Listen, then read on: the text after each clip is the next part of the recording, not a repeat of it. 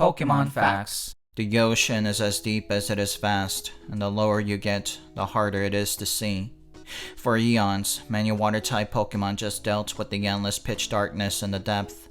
Some adapted to this by sharpening their other senses, and some just became accustomed to serious concussions caused by blindly ramming into sunken ships and icebergs. And some have adapted to this predicament by learning to emit their own light source. Chinchous and lanturns in particular are known for being able to illuminate the sea surface from a depth of over 3 miles. They're capable of navigating the ocean floor with ease, and other Pokemon began to request their assistance when traversing in the dark. At first they were more than happy to offer their help, but it soon became a burden. The Chinchous and lanturns quickly realized that there were far too many Pokemon in need, far more than they could handle, and it was starting to disrupt their own lives. So they began to charge a small fee for their service, which they felt was priced fairly to compensate them for their trouble. But the other Pokemon didn't think so. In fact, they accused the Chinchous of trying to take advantage of them. They noted how disgusting it was that they would structure a paywall to deny service to those who were less fortunate. Everybody agreed that the Chinchous ought to continue providing their service free of charge and drop this whole nonsense. Chinchous were frustrated, but more surprised that none of them agreed with their terms.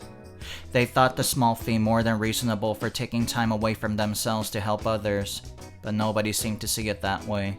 Instead of giving in, however, the Chinchous and lanturns stubbornly refused to help. They staged a quiet protest, staying indoors so nobody can use their light source to navigate the ocean floor.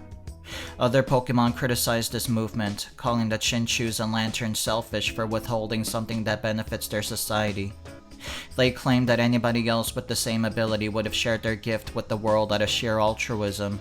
But the Chinchous did not budge. They maintained their stance despite being lambasted by everyone in the media. And by the third week of the protest, they felt more and more confident that the other Pokemon would eventually give in to their demands. Unfortunately, that was not the case. For the ocean government grew impatient and sent out a squad of Sharpedos and Clawitzers to raid their habitats in the dead of night. The squad took a while to get there due to not being able to see where they were going, but once they did, chaos ensued. Thousands upon thousands of Chinchous and lanturns were dragged out of their homes and placed in harnesses that completely immobilized them.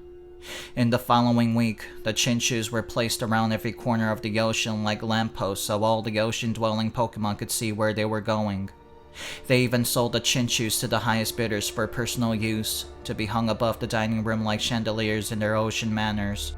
Chinchous protested this horrifying arrangement, begging to be released from captivity.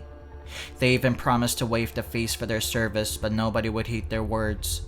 And if the Chinchous refused to illuminate, they were forcibly fed some special sea plants that trigger their nervous system, causing them to involuntarily emit light.